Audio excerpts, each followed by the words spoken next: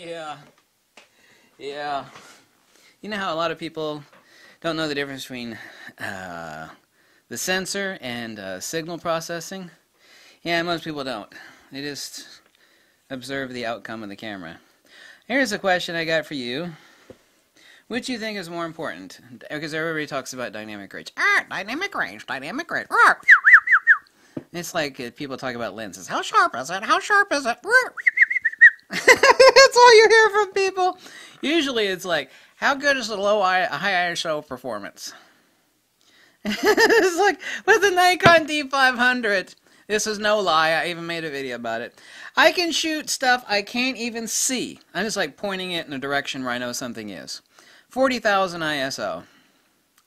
Picture comes out not really that noisy. I could actually make an 8x10 print of that without applying any additional noise reduction in Lightroom or Photoshop. Decent enough picture. It's like, how much better do people want? I'm like, you can already take pictures of shit that you can't even see. How much better do you want it to be? I love that. So funny about people. It's like, yeah, but it could be a little bit better. That shot at 40,000 ISO you took in total darkness, basically total darkness. You know, it could be a little less noisy. It's like, how often are you taking pictures of shit you can't see? It's like, I'm going to take a beautiful picture of this. Like, what? I can't see anything. You're right, I can't see it either. I'm going to take a picture of that shit. God damn it. It's pretty stupid, isn't it? So, which do you think is more important, dynamic range or SNR? What is SNR? It's signal-to-noise ratio. What is signal-to-noise ratio? You know that static you hear on the radio? Where's the radio at? You know what the difference between a radio and a camera is? This shall shock you. See, electromagnetic radiation. Light falls right in there in the EMR. There is no goddamn difference. Nothing. There's no difference between a radio signal and visible light, by the way. Hear that? That's called bad SNR. Yeah. That's called good SNR, I mean high gain, right? You know what your camera loves and what makes beautiful pictures? Not doing HDR, but SNR. SNR is more important than dynamic range.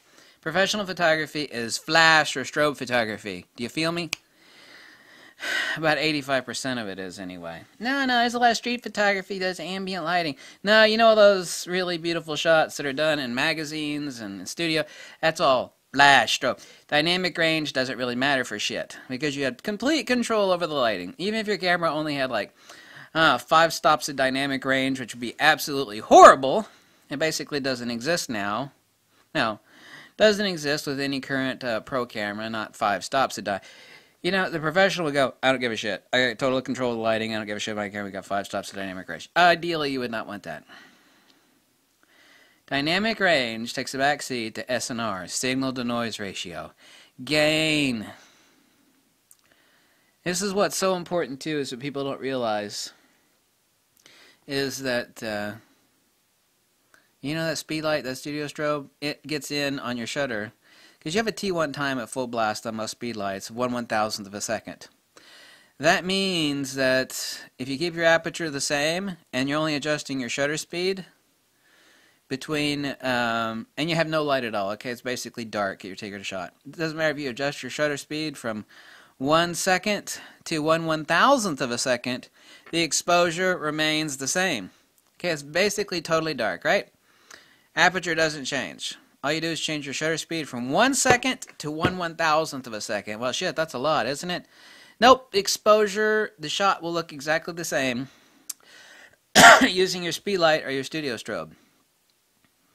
Because ambient light is like a turtle. A speed light or a studio strobe is like a bullet hitting your sensor.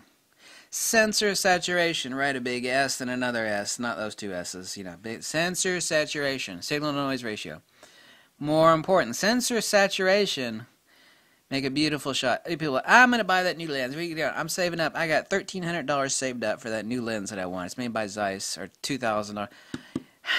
How about a studio strobe, a couple umbrellas, a light stand, you know, and a power pack? I mean, that'll get you a lot further. a lot further than that real expensive lens that you're saving for. Dynamic range.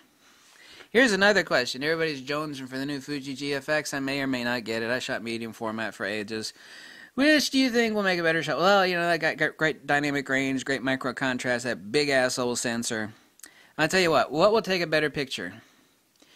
Well, you don't have to enlarge that image as much to make an 8x10 or a 20x30, right? Yep. Okay. What will make a better shot? I say both lenses are equally as good, or roughly so. They say they're kind of the same. Don't even have to be exactly the same. What will make a better shot? The shot from the medium format camera using ambient light, or the shot from, say, the 24 megapixel full frame sensor using a studio strobe and or speed light and or secondary light for like rim lighting or hair light. You got a primary and a secondary, so you got a background light. Which will make the better shot? 99 times out of 100, you know, oh no, the big sensor make a better image. In its own way it will, but in the most important ways it will not. However, you're going, well, you use the medium format camera using a studio strobe. Though, that's not the damn point. The point is lighting is everything. The shot taken with a medium format 51 megapixel Fuji GFX will not look anywhere near as well. How do you know? You don't have I know. I shot medium format for decades. Okay? It's about lighting. You put two prints in front of somebody, it's like, which one do you want? It's like, I'll take that shot. 99 or 100 times out of 100, they're going to pick that shot, taken with a full frame sensor shot that had sensor saturation. Really awesome SNR. It's all about sensor saturation. It's all about signal. No, it's about dynamic range. You got to improve that. No, it's not. No, it's not. Dynamic range is rather important. Exposing to the right, ETTR. That way I can actually manipulate things in Lightroom and Photoshop. Yeah, that's all well and fine, but we're talking about sensor saturation, signal-noise ratios. Like, no matter how much, if your camera had 12 stops of dynamic range, the shot will still look like shit because you got no true sensor saturation. Really awesome 1-to-1 SNR, for example, means you just saturated it. You know what a sponge is like? When you saturate a sponge, it's just dripping wet. You can't fit any more damn water into that sponge. Your sensor is the same way. You could have a big old fucking sponge about this. This is a large format sponge. Yeah. Well, that's good. But you know what's more important than how big that damn sponge is? Like, you can lay that big old sponge down in a big old wet spot like a baby took a pee-pee on the middle of the floor and like soak up all that pee, just like boom, lay it down. Yeah, but it's not saturation. You know what's better than that? A little bitty sponge, okay, with great sensor saturation. You balled it up really tight, you dropped it in that puddle. It's just the water's just dripping off of it. Sensor saturation. More important than dynamic range is SNR, signal to noise ratio. I could have a radio that could tune 1,000 channels at once.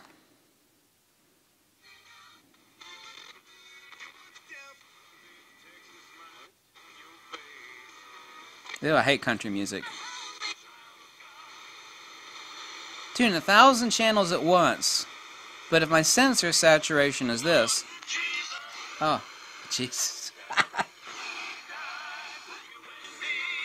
You feel me? Sensor saturation. I hope you understand that. Everybody's like, dynamic range. Everybody's like, lenses, it's all about this. How sharp is it? How sharp is it? How sharp is it? Cameras is like, what's the dynamic range of that camera? Or, what's the high ISO performance? Oh my God. High ISO performance is already so good, you can take pictures of shit you can't see. How much better do people want? How good's a dynamic range? Dynamic range. Dynamic range. What about saturation of your image? You know, really good SNR. Dynamic range compression, you know.